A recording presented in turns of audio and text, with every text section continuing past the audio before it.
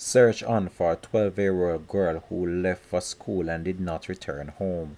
Hi again and welcome. This is Links 007 TV News Report, and we'll be right back with the full and exclusive details to come. Welcome to Links 007 TV News Report, providing you with the best in local and international news updates.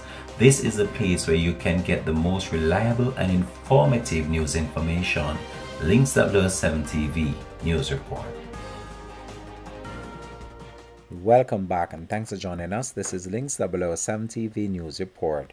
A high alert has been activated for a 12-year-old girl who goes by the name Shantaya Nemhard of Old Harbor Road, St. Catherine, who has been missing since Thursday, September 29.